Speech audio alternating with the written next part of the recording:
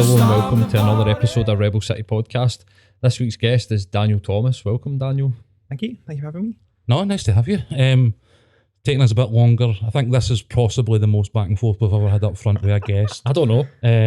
I think I've had a few. Yeah, you're a few. Are you actually? I've had a few. That's took months. It's just circumstance have got the better is with COVID and various other bits and bobs. So it is actually nice to like meet you in person finally.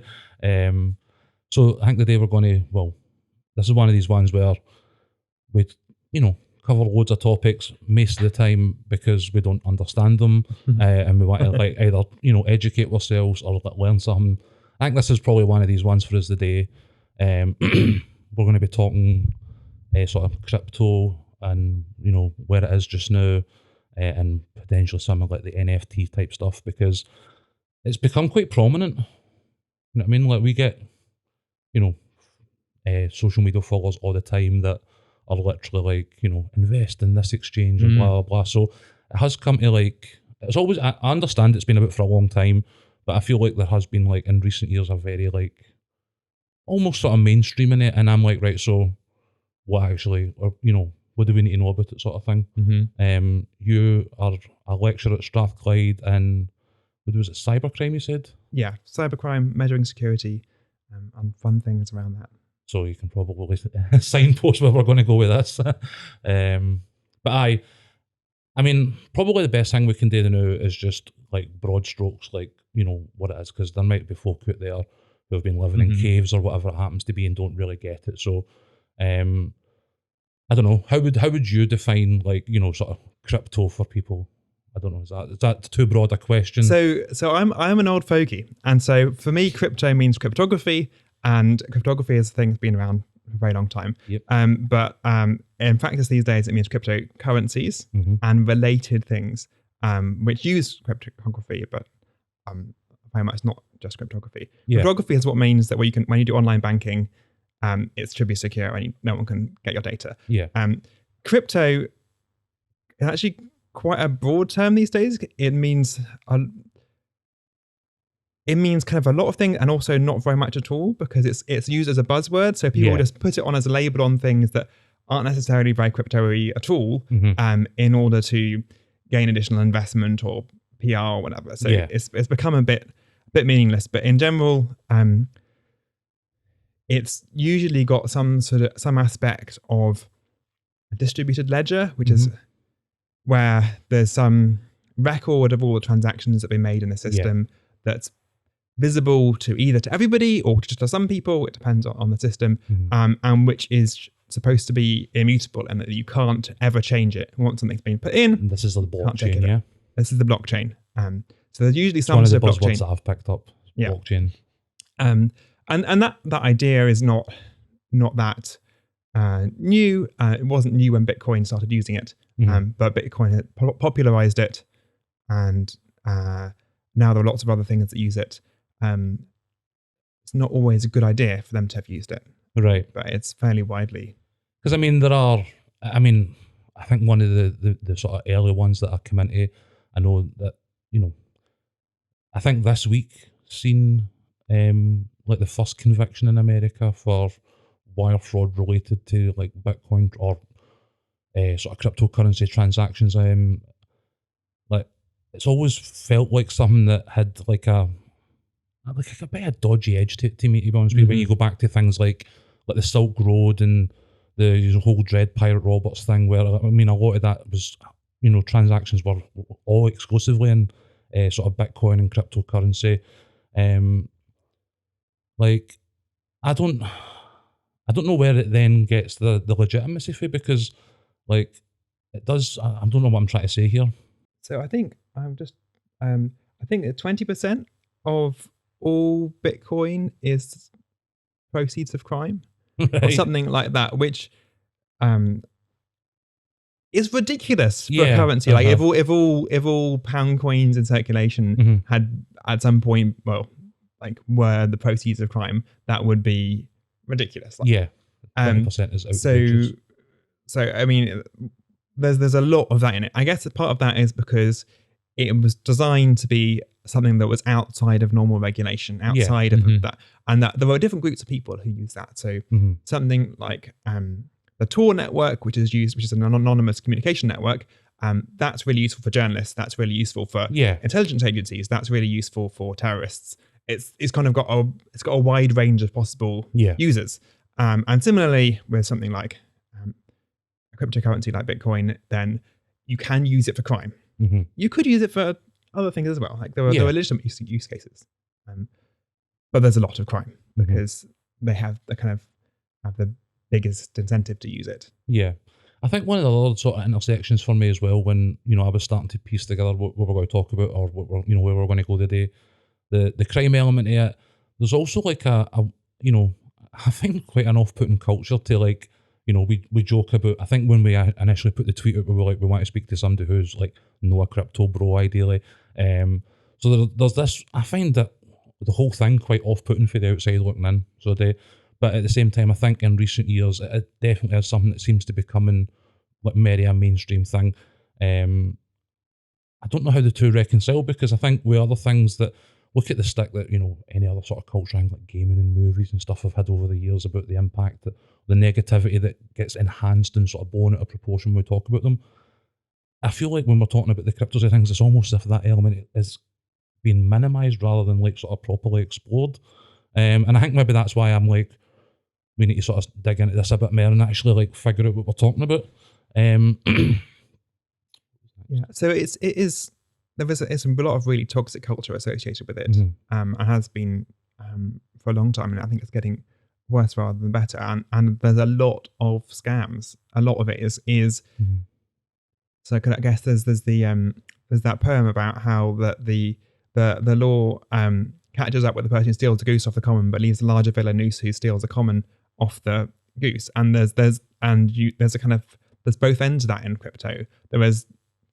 There are really, really big multi-billion pound what appear to be frauds, like totally. It's not just a Ponzi scheme, but they're definitely hiding stuff, and they're making lots of money by doing bad stuff. And then they're also kind of much more smaller scale crimes and frauds. They're just like a couple of people doing a scam, stealing tens of thousands, maybe hundred thousands, rather than printing billions of dollars and pretending they've got it in a bank account when they don't, to back up a cryptocurrency.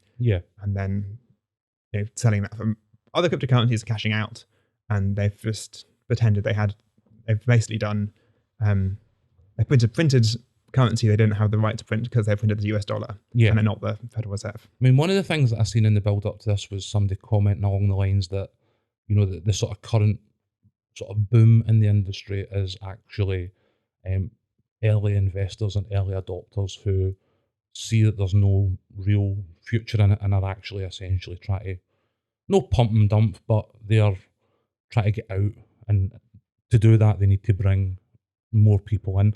And that's probably what was one of my big concerns, is that it is something that a lot of folk, including myself, don't really understand, but there is now, a level of pressure being applied through social media and various other bits and bobs to, get people involved in this, see a lot of guys go, I'm not giving financial advice, because legally they're not allowed to give financial advice, but they are essentially kind of giving, it's almost like, it's no financial advice I'm giving you, but it is like, don't invest anything you can't afford to lose. And I'm like, that is the type of advice I hear mates give to other mates when they're talking about putting money on a gambling app. You know what I mean? Like, I put a tenner on every Saturday, but it's, I can afford to lose that. You know what I mean? And I'm like, I don't know. I don't feel like I've encountered other areas of investment where, again, it's framed in quite like this is a gamble, because the markets themselves or the exchanges, for what I understand, are really quite volatile. So putting money into this type of exchange or this type of investment portfolio or whatever we want to call it, isn't actually necessarily a great guarantee. I mean, I think when we were talking back and forth, I joked about, guys like Elon Musk can send a tweet and it sends the entire market on a nosedive. And I'm like, I don't see that level of like volatility or like outside influence in like the banking markets. But then again, I don't understand the banking markets anymore. than I understand, the crypto. So it might very Mhm. well be that somebody can exert that level of influence. But it doesn't seem like a very safe bet. It's not. It's a really unsafe bet. It's so like if you invest in stock market stuff, then you have to be prepared to lose your money because it might be that the company you've bought collapses completely. You end up with nothing. That's the kind of standard practice in investment in stock markets. Mhm. But with cryptocurrencies, there's nothing fundamental underlying it, right? So there's not like if you invest in a company, then they use that money, at least in theory, to buy more factories or whatever, and then that produces something that gets sold and has some real value somewhere, or it's some service, and it like someone gets something out of it, and there's a value in it. With cryptocurrencies, is more a kind of the analogy is with investing in currencies. You buy lots of pounds with your euros, and you hope that the relative rates go up or down. You make money that way, but those actually have value because you can pay your taxes in pounds, you can pay your taxes in euros, and that's fundamentally the cause of their value, in that you're obliged to pay taxes in those currencies. That's what gives them value. No one's has to pay their taxes in. Well, that's not quite true. You don't pay taxes in cryptocurrencies in this country or most anywhere else. That it's become popular enough that it might not be true everywhere, but there's nothing fundamental underlying it, and there's no guarantee it will ever go up. It will go. It'll go up and down. It's basically a Ponzi scheme, except it's a kind of there's a good article in the Financial Times about how it's worse than a Ponzi scheme. It can't actually ever die because you can't take all the money out of it because the currency still exists. It just becomes worth less, and so it can always come back up again. But all the money that goes into it isn't left in it there. So in a Ponzi scheme, then money goes in, money goes out to other people. Someone ends up with the money. At the end of the day, the lawyers can come around and find out where the money went and get it back and give it back to the original investors. That's, at least in theory, that's possible. But with cryptocurrencies like Bitcoin, where's all the money gone? Money's gone to buy coal, to burn in power stations, to run cryptocurrency miners in big warehouses. And all that money has been spent on making the world burn. And so there's nothing left to return to the original investors. If you cash out Bitcoin, all you have is CO2 in the atmosphere. And, deaths of millions of people. I definitely seen something, and this was years ago. This was just maybe as it was starting to come into a more sort of like general sort of awareness for people. And I think it was in China. And it was a documentary that actually showed one of these sort of crypto mining farms or warehouses or whatever, and the actual logistics and stuff that went into making it were just terrifying. And I think again, as we were talking before this, I think I might even said to you the other week that I read somewhere that somebody had said that the mining a cryptocurrency has had such a negative impact in terms of environment and resources that it's already exceeded any sort of meaningful, what anybody could expect to take back with it. It's already done so much either ecological or, otherwise damage that even if, these things max out the way people expect or want them to, it's still not going to replace the value that we've kind of taken out of the system to get us here. Yeah, I mean, it's using as much electricity as a reasonably sized European country. It's 0.55% of global electricity across the entire world going into Bitcoin mining. And that's like a ridiculous amount of money. So how, wow. Can you, I've got no idea, how does that happen? So what happens with the cryptocurrency mining is that we can come back to the blockchain again. And in the blockchain, there are blocks of transactions, which is a group of transactions all go together, and either all these transactions get recorded or none of them do. And how they end up in the block is beside the point. But the miners, what they do is they choose a random number and they make a hash over that, which is, again, doesn't really matter what that is, over this block, and that's kind of an identifier for the block. And that all that matters for the purpose of this is that the hash function, they can't tell in advance what the answer is going to be. They need to get a particular value on that So they have to pick a random number that gives them the right value on the hash at the end with enough zeros at the beginning. But they can't guess what's going to be the right number. They have to try, and they keep trying, and they try millions and millions and millions of different random numbers until they get the right one. And then that means that they get to mint that block. And when they do that, they get all the fees associated with those transactions, and they get any new coins that get generated by that transaction. And that's how they make money. And so my understanding was you earn Bitcoin by essentially processing Bitcoin transactions on the ledger. Okay. In very broad terms, as I've understood it. Right. Okay. So that means you need, to make this work, you need special hardware that's specific to this. So then you to buy all these chips to do that. And then you need lots of electricity to run these. They're very power hungry. Right. Okay. And then you've got whole coal power stations, whole oil power stations running just for the purposes of doing mining cryptocurrency. So in the last few years, are like huge industrial estates crazy. Just full of drives processing transactions. You might have heard that Kazakhstan had this big revolution recently, and there was lots of public protest and so on. And that was caused by Bitcoin, because recently China threw the Bitcoin miners out of China because they don't like Bitcoin anymore.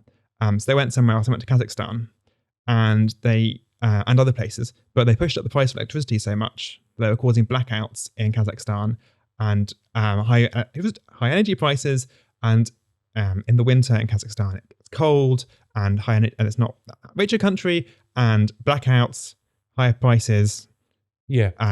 People got angry. Led to civil unrest then? Civil unrest. Yeah, okay. President forced to flee. The Russians come in, crack it down on it. I don't know how badly that went down. Probably pretty badly. Yeah. But, that's pretty badly. Kosovo recently imposed a ban on cryptocurrency mining in the country because similarly, it was causing problems with electricity supply in the country because there was so much of it. I haven't come across that either. So there are actual drains on national infrastructure when you allow them. Yeah, because Kosovo has a particular problem because lots of people aren't paying their electricity bills at all. They're getting free electricity because they don't accept the legitimacy of the government. So they just get, because they believe in this, they're part of Serbia, so they don't pay their bills, and that means that they get free electricity.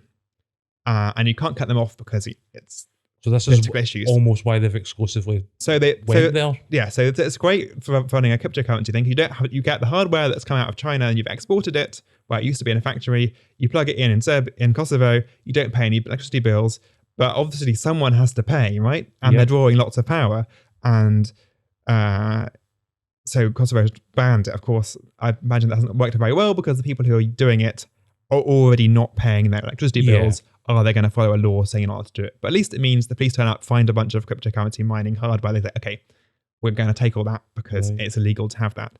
And in the US, fossil fuel power plants that were shut down have been turned back on again because there's now a shipping container full of cryptocurrency mining things plugged into the power station.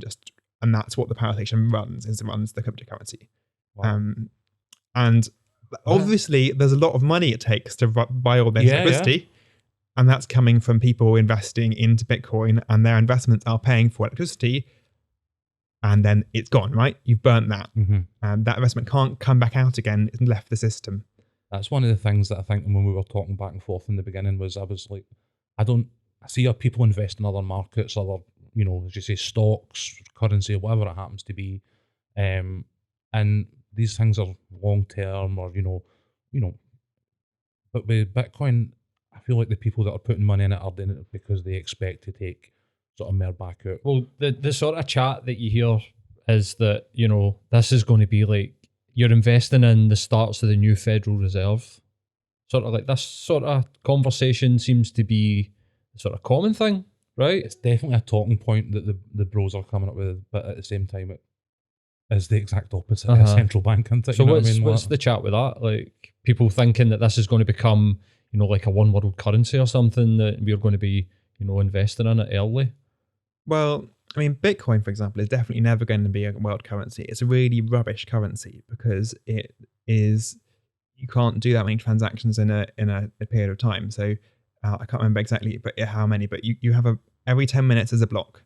So if you want to do a transaction, you have to wait at least 10 minutes, and actually you have to wait several blocks. So got to make an hour before you know where the money is after you spend the money. And if you're familiar with like sending money between bank accounts with BACS in the UK, it's basically instant, right? Mm-hmm. You send from one account, it appears in the other account. Right, Bitcoin, you're waiting an hour to know whether or not it's got there. Right.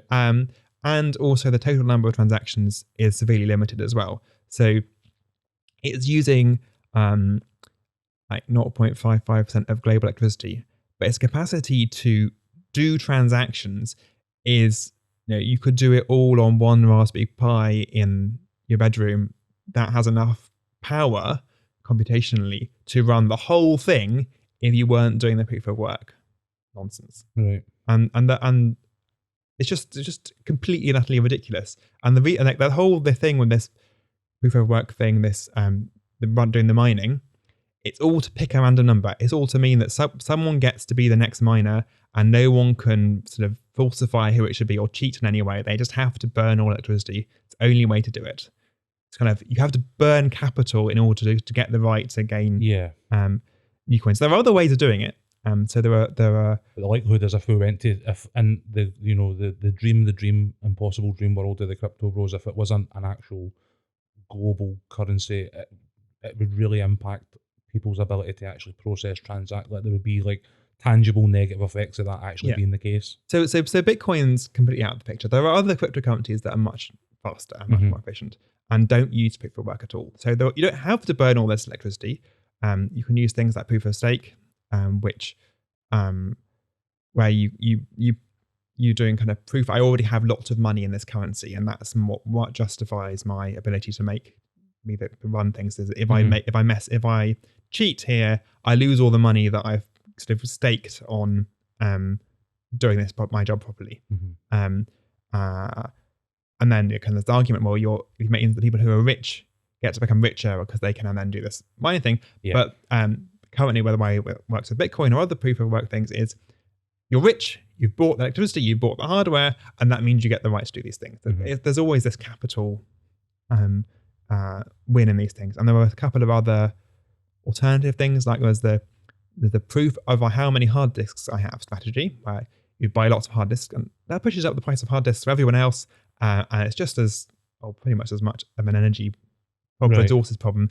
And there's a proof of how much RAM I have, and the proof of how many GPUs I have, and all these things are just alternative ways of picking random numbers that are basically equally bad, because they're saying, I have lots of stuff that I'm wasting.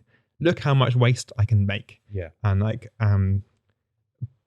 doing currency by how big is my dustbin is not really a good way of doing it. Right. But I think to normal people, like Bitcoin has become a sort of umbrella term, right? So what you were saying there, that there's other currencies that exist that are better, and they're doing things better. But so what's the difference between Bitcoin and other cryptos? Like, explain a wee bit of that just so people understand. Yeah. Okay. So Bitcoin basically exists as a construct in terms of, like, people have defined what the rules are for how it works. There's some code that implements it, and then, as with any kind of currency, its value is based on the belief people have that it has value, and that they want to use it. If they don't want to use it, it's worth nothing. It's worth nothing. Yeah. Right. And there are other cryptocurrencies that have similar rules, different rules. You can just change the code in whatever way you like, and if people want to use it, then it has value. If people don't want to use it, it has no value. And so you see a lot of this kind of, this is going to be the next big thing, because that is exactly how it adds value, because people believe it's going to be the next big thing. So that's why the whole culture gets like this. It's the value of the things comes from people being able to create this hype around this thing. So you're almost betting on the coin going viral. Yes. So, right. And if you've bought some of it, then every incentive you have is to make it go viral, because that's how you cash out. You want people to buy your investment. So you then become the amplifier for it as well as the investor. So everyone who invests in a currency has an incentive to overstate its value and to encourage people to buy it, because then that means it has value up and they can sell and get their money back. And if they are lucky and they sell when it's high, they win. And if they're unlucky, they sell when it's low and they lose money. And then you I guess one thing that I think is important for listeners to remember is that if you see a billboard advertising an investment product, then it's probably a bad deal. Because if it was a good deal, there's lots of money out there. If you've got a good way of making money, you can take out a loan and you can invest it in your surefire way of making money. And the bank ain't going to not taking billboards out for sterling, are they? Yeah, you know what I mean? Exactly. So you invest the money in a surefire making money making thing. It gets a better return than the rate of the loan. You make your billions. You retire happy. You don't need ordinary customers to buy your thing, because if it's really good, you can get a loan for it and it'll be better value, right? So if someone's doing billboards and advertising, that means there's value to them in selling you this thing that's enough of an additional value to pay for the billboards. Yeah. Right. Wow. Okay. We're not coming up with many positives here so far. So let's, if we talk about like Matt was saying earlier, right? Every follower on your Instagram account is like Vortex and, you know, trading advice. I get them, I get Bet365 guys, and I get the crypto guys, right? So, I mean, they're all scamming, really. It's got to be. But you see the sort of Glasgow Crypto Club. How does that work? What's going on there? Like, are they like traders? Are they getting money for people and then they're making the decisions on the crypto? Do you know how that works? There's a range of different approaches. So like there were companies that will, like there were exchanges where you buy and sell these things and cryptocurrencies, and they get value kind of, they're basically banks, but without the financial regulation that comes with being a bank in general. Mm-hmm. There are specific instances where so there are regulations. This is like, but it's basically if you invest in an exchange, it's like putting your money in a bank, except they don't have the financial compensation scheme. There's no guarantee they actually have the money that they say they have. So this is like anything. Binance and eToro. Is that the exchanges? Yeah. Like that type of thing, right? Okay. So if you put your money in a real bank, then they have to comply with regulations to make sure they have enough. A certain percentage of that money has to still be in the bank, and they have to be confident about where the rest of the money is invested, that they believe they can pay you out. With cryptocurrencies, there's no guarantee that they have to actually be able to pay you if you want to be paid. There isn't, because there's no law saying they have to. And so it might, if everyone takes their money out, it might be that it's not there. Right? They don't have as many bitcoins as they have people who have in their account says I have bitcoins. I don't know if it's really. There's no. I mean, they're not required to by law. Dude, I was watching a thing, and no one's auditing their account, so they might not. So I seen one in the build up to this where it was. We talked about it briefly, but again, we'll maybe touch on it as we go, because we're going to get to like security and stuff like that next. But this scheme essentially was one of these like 51% attacks, and they basically like lifted, what was it at the time, something like $600 million, and like the actual guys who were responsible for it didn't notice for 6 days that like 600 million or whatever the value, obviously the value fluctuates, but at that time when it went, the Bitcoin or the cryptocurrency that left their account as a result of this attack was 6 days before they spotted it. And you're just like, you know, wow. I mean, like, so it's not even that they're not regulating it, it's that sometimes they're not even paying attention. You know what I mean? Like, wow. And there's a lot of incentive to kind of do these attacks. Like in the kind of normal global banking system, the global banking system is not perfect. There's lots of things that are wrong with it. Yeah. But there's a degree of certainty that you can have that most of the time, when someone opens an account, there probably was a real person who had some sort of identification that they showed to take out the account. Yeah. And maybe there's fraud and there's problems, but there's a degree of difficulty of creating an account without being a real person. Lots of cryptocurrency stuff deliberately aren't those kind of checks. Now there are places where they do know your customer, but not everywhere. And with cryptocurrencies, if you do a transaction, then it's done. Mm-hmm. It can't be undone. There's no revocation. Been there. Yeah. Written into the blockchain forever and ever. With in banking system, if you make a mistake or someone does a fraud, mm-hmm. most of the time, a lot of the time, you can get the money back. Yeah. Like the bank will refund you for the fraud, you hope, and they can go to the bank it went to and try and get the money back. And there are regulations hopefully coming through that will make it that more likely, and the banks will be obliged to do that, and that will make things in the banking system better. But in cryptocurrency, there's no repudiation. You can't say it was a scam, it was crime, I want my money back. Yeah. Just can't. And that means that there's every incentive for a criminal to go, well, I steal this money, I get to keep it. And no one can ever say they want it back. I've got this now. Yeah. In a way that wasn't the case before. And there's better kind of, just easier to run off with the money, and in a way that you didn't used to be able to do. Yeah. And that's probably where, again, we're going to say, like the security side of things, one of the big selling points that you'll get on Instagram or YouTube or whatever the guys are out there sort of pushing their content and their ideas is like the idea of like it's secure. You know, the blockchain is this indelible record that, you know, and fair enough, that is, you know, true to like an extent. But at the same time, they talk about it in very like, you cannot like basically commit crime with this because we'll know there'll be records. You can, and there, as you say, there are instances where they are finding it, but there are also other things out there. One of the ones I came across was tornado.cash, that was essentially one of these, they called it a tumbler, which I'm not really sure, but essentially it was like a digital way of essentially messing with the blockchain record. As I say, you can create the account and like that 600 million that we were talking about, they've seen which wallet it went to, they knew that it sat there for 38 days and so on and so forth, but they had absolutely no idea like who the account actually belonged to. And I think that's one of the big concerns for me there is that, you know, security is one of the things that is being used to promote this type of transaction, this type of investment. But the reality is that, you know, they can see where your wallet is, but you could in some cases be literally anybody, and there is now ways for them to interfere with the validity of that blockchain as well. So there are some cryptocurrencies like Bitcoin where you can track where the money's gone. You don't know who's got it, but you know where it is. And if they spend it somewhere where they do know your customer, then you can go, right, okay, who spent that money? Because they're a criminal and I want it back. I think another standard practice is to actually ransom the money back to them, isn't it? You know what I mean? Like, so they steal your money, and then rather than trying to spend it, they go, well, you can have it back for like 10% or, you know, 20% of what we've got or something like that. Like, I don't know how common that is, but in a few instances I came across, that was the kind of way they get run that, where it's in this account and everybody can see it, so you can't spend it. So what do? You go back to the guys you stole the money from, how much?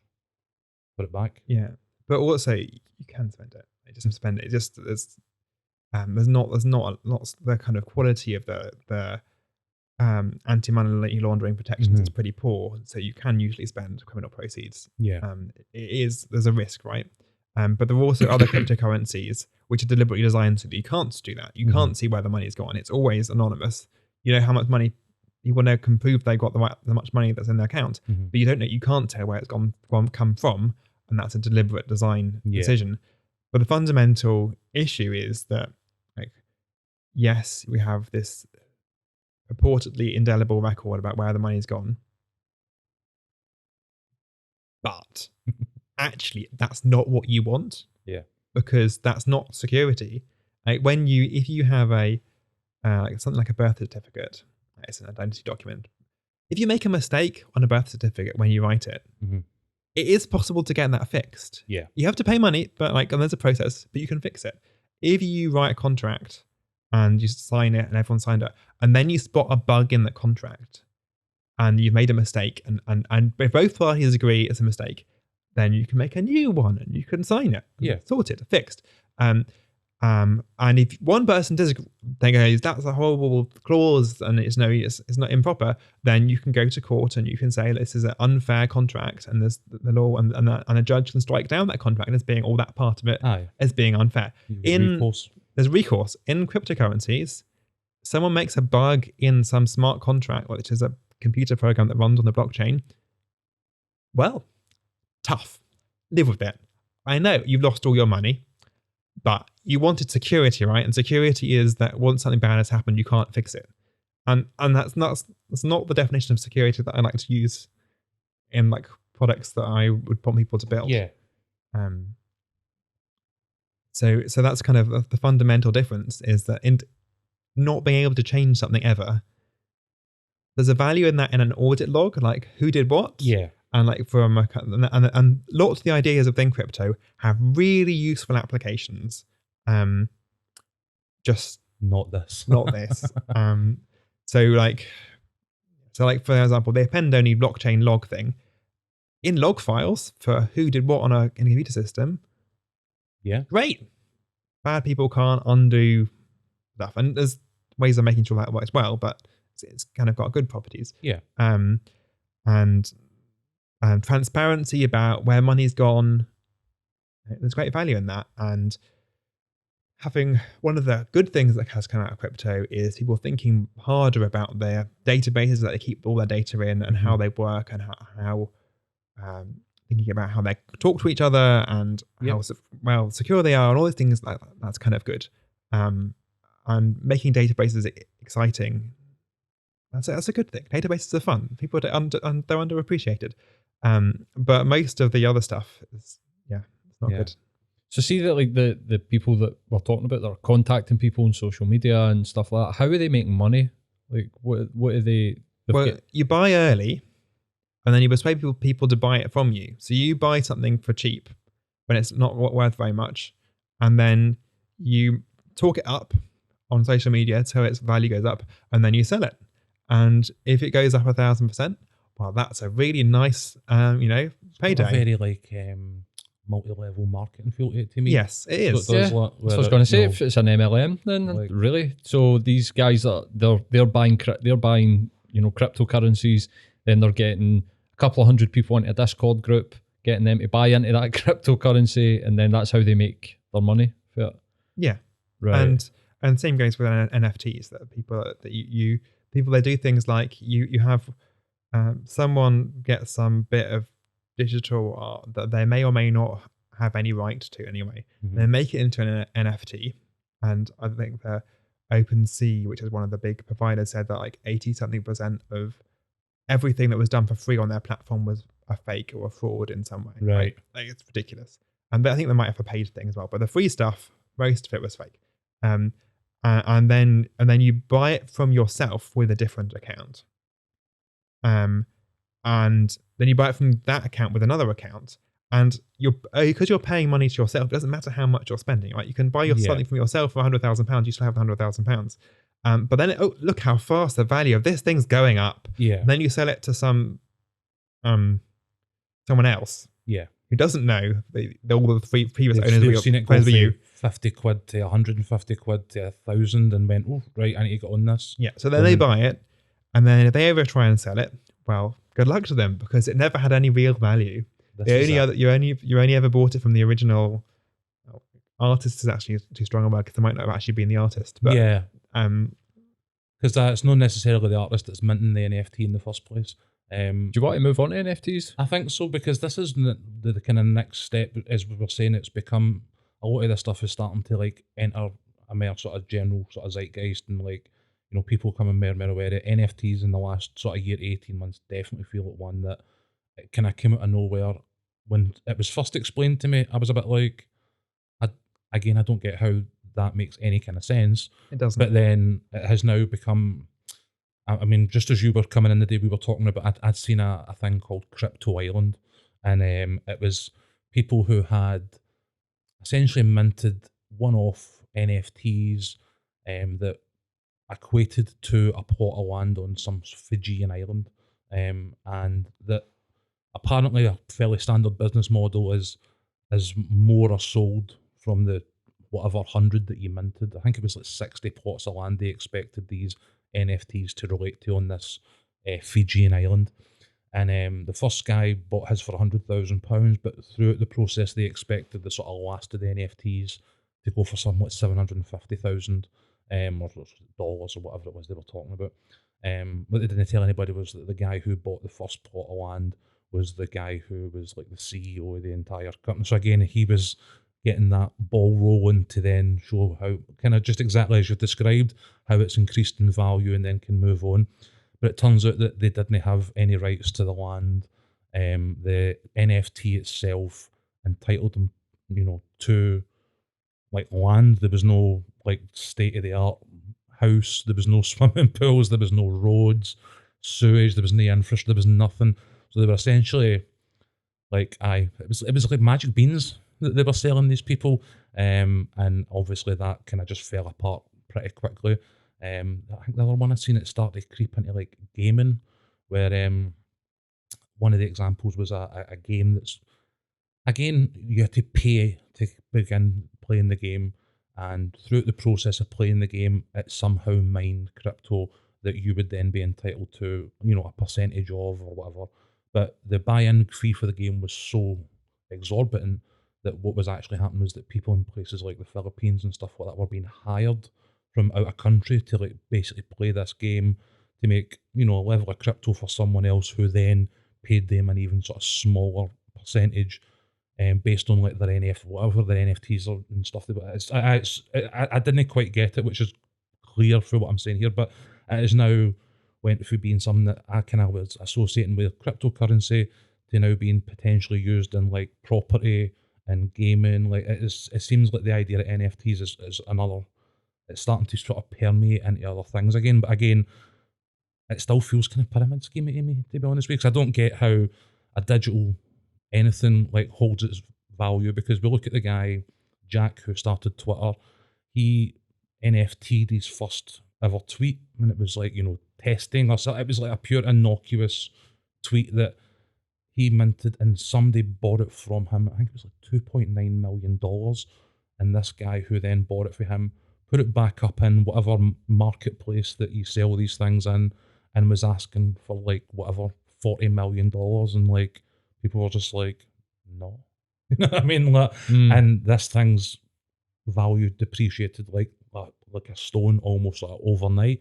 And I'm like, I don't get how it doesn't do that. You know what I mean? Like, you invest in a bit of art, there's like, again, that tangible thing that you have at the other end of it, that no matter what happens, unless somebody comes in and steals your, you know, fancy whatever painting, you know, it's there, you've got it. You know what I mean? Whereas like with these digital things, I see a lot of people kicking off because people were screenshotting their NFTs and stuff like that, and you're like, and then again, it doesn't give you the rights to it, it's just you have some quasi ownership of this like one digital thing. So what is an NFT supposed to be like? So it stands for non-fungible token, and I mean it's supposed to be that there's this token that you have in some way that you can prove that you've got, but no one else has the same thing. So like all pound coins are the same, but these things are all different.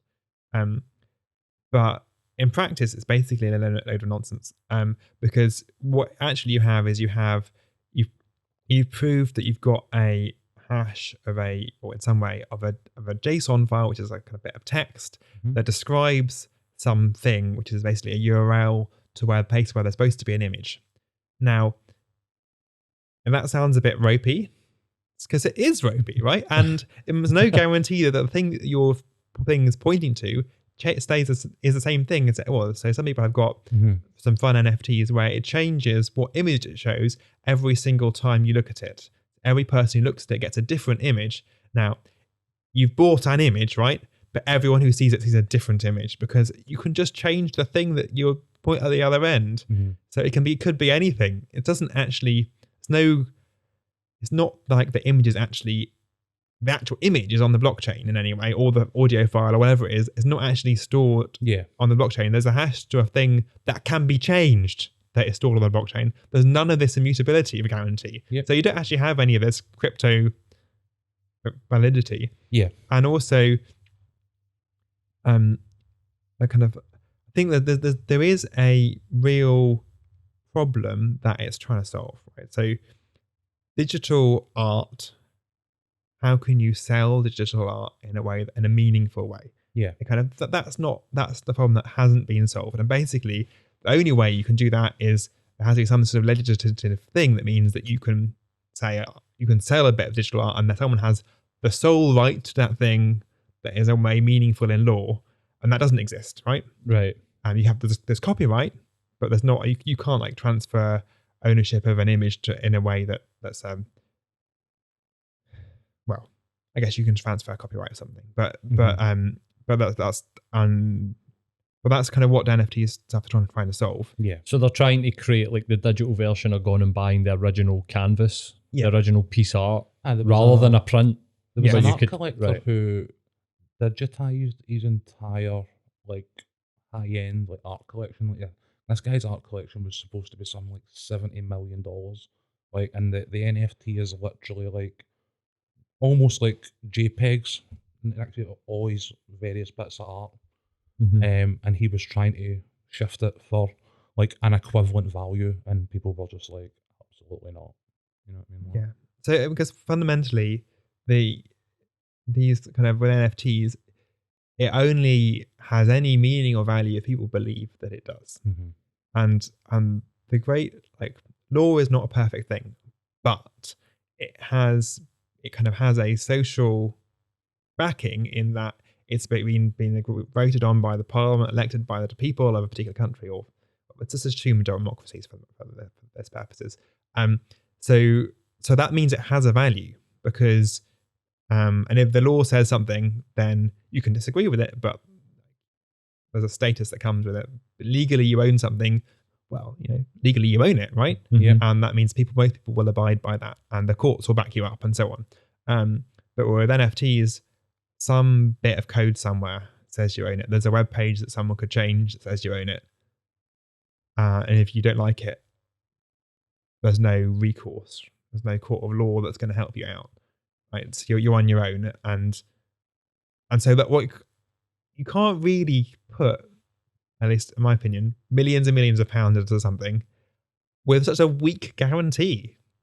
Like it might break tomorrow, and then you'd have nothing. Mhm. And you can't. And like the Twitter example, you buy something for several million, and people only want $200 for it now. Yeah. And that's a huge loss. I mean, I don't just really because understand you how. apply an intrinsic value to something doesn't mean that anyone else is obliged to agree Aye, with like it's exactly like if it's only worth what somebody's willing to pay for it.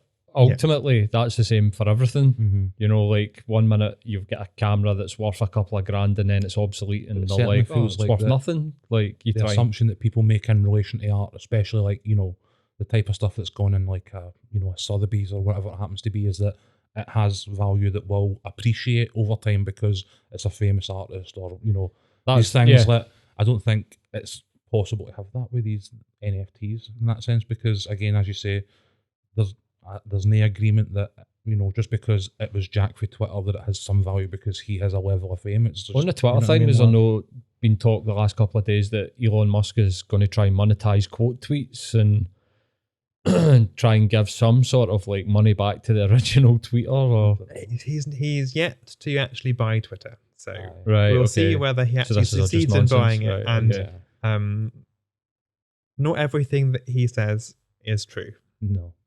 And so they definitely toyed with like NFT profile pictures, and that was I think there was an update that was rolled back at one point where people were trying it, and then this is where people were like, "Oh, but somebody just screenshotted my." But how do they? I think the thing is like you're saying, you've got the legal system, and if you own something, physically own it, or if you've got copyright to something or the patent, somebody uses it, you can go to court. How do you take somebody to court for using a picture? Well, or how do they enforce it? Like, how are they going? Basically, so there's this claim that it's all a distributed blah blah blah blah blah, and it's no one has complete control. And actually, like there were like 3 companies, and they have complete control because they run the systems that are the only way people use to interact with NFTs. Yeah, and so no one can ever censor you, but if OpenSea censors you, then you're censored because no one will be able to see that you own the thing because they've removed it from their public-facing API and it's not on their website anymore, and so it doesn't exist. And okay, it's somewhere in some blockchain it says you own something, but almost no one can ever see that, and it's basically becomes completely irrelevant. So there's like, on one hand, they're supposed to have this complete security guarantee, and on the other hand, there are 3 companies that are the complete arbiter of what is true and exists, and then you have no recourse to them whatsoever because there's no legal relationship you have with them, so they could just delete stuff. And I think it's another one as well, like that, as we spoke about with the mining of cryptocurrency, like the actual, I mean, these NFTs are being hosted on a server somewhere in perpetuity, whether you're looking at them or not. So you well, could, they might not be in perpetuity. Lots of them are broken, right? Right. Then they're supposed to be in perpetuity, and they're not really. yeah.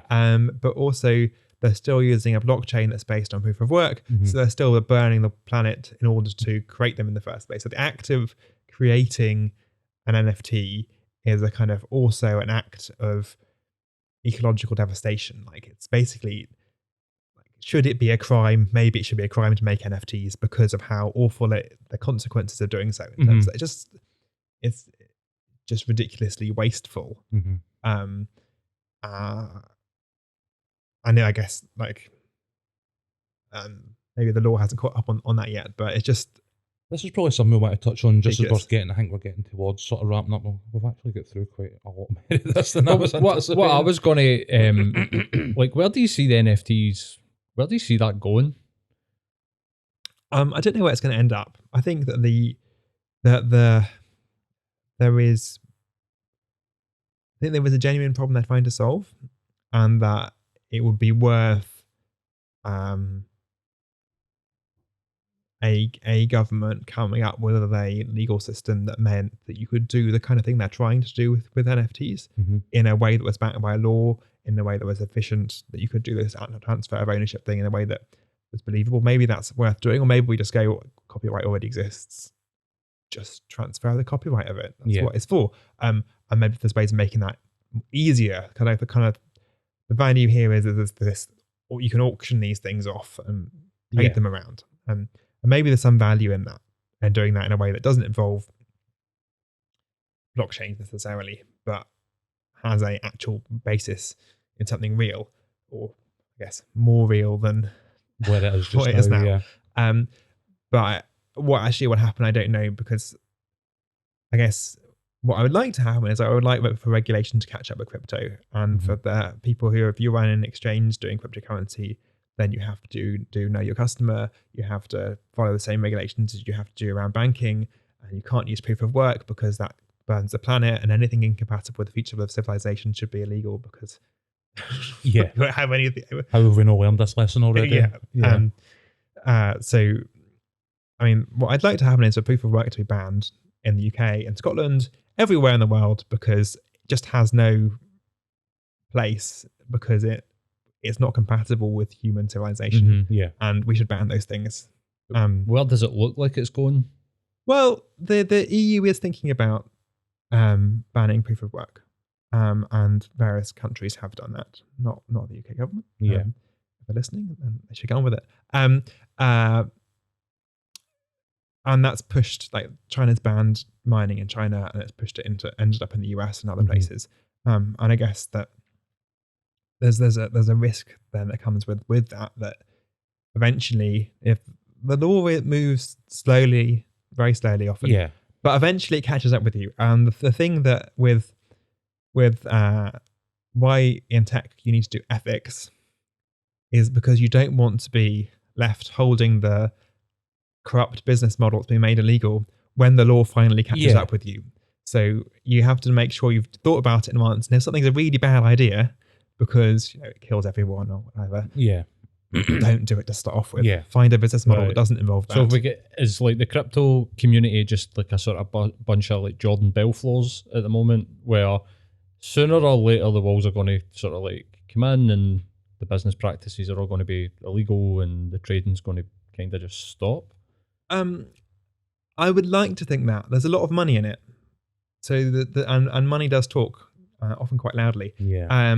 So on one hand, there are people who've made billions by scamming people, and therefore the people who've lost their money, and eventually they might get grumpy. Some of them already are, but there's the pressure that comes from that, and like the people who lost their money talking to all their politicians and saying, "This is not on. Why haven't you done something about it?" Yeah. But there's also there's a lot of lobbying that goes on behalf of cryptocurrencies, like, and from a perspective of a politician who doesn't have a background in technology and talks to these people, they sound like they know what they're talking about. If they've got kind of credentials, they've made this money, I think it's about innovation, and we want a country to be innovative, and it's about security, and security is a great thing, and the UK's got, and Scotland have this cyber resilience policies and so on. It sounds great. it sounds great, but it is awful. So it's kind of, so it's again, it's a question about who wins the argument in the end. Feels like we're very much in that kind of, you know, we were light years behind in terms of our legislation when it came to like big data and stuff like that. And then obviously we had things like Cambridge Analytica, and it became like, you know, a big thing, vote leave and so on and so forth, that people were trying to get to grips with, when the experts were like, we've been saying for like 10 years that we needed to sort this shit out before something like this happened. And we just didn't, because the people in charge maybe didn't quite understand it to the extent that they needed to. And I almost feel as if that's maybe where we're just now, where I think there is clearly need for like some form of regulation, but it doesn't seem to me as though there's any kind of meaningful global regulation. And looking, I don't think there's any meaningful stuff that instantly jumped out to me about how the UK is approaching it either. And with the propensity, as I say, it is, it's on people's phones, it's, you know, in their YouTubes and all these other things. Well, I think we're probably at the stage now where it feels like we need to start having a more serious conversation about how it's regulated. Yeah, I mean, so the Financial Conduct Authority and so on, they do have powers that they could use, and they have deliberately chosen not to. Mm-hmm. And some of my colleagues have done a lot of kind of engaging with them, going, look, there is stuff you could do. You could be insisting on know your customer. You could be interpreting the law in ways that are compatible with the law, in a way that would mean that they wouldn't be able to do this kind of nonsense anymore. Right. And they've chosen not to, for various reasons. I mean, it's not an easy decision. And similarly, the politicians have not stepped up to that either, and not said like, you have to do that. Yeah. So they could just turn around and say like, you're a bank and you have to do what the banks do, and that means you have to do all this stuff, and that basically that probably means they did cease to exist.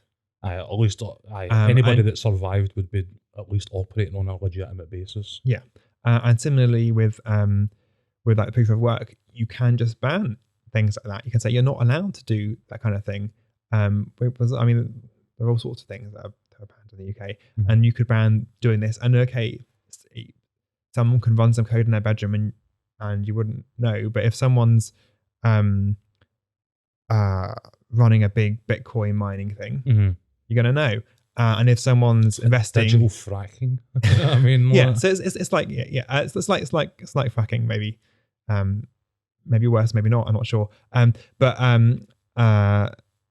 But you can also, like, you can't invest millions of pounds in Bitcoin if it's illegal to do so, because it's just ridiculous risk, right? So yeah. and if the walls start coming down, and with like the EU bringing regulations against it, with the US bringing it, well, the UK is not so big, but it's big enough that people will go, oh right, okay, and then eventually Bitcoin's going to crash. Finally, going to crash. Still needs a way to get all its Russian money back out of the country.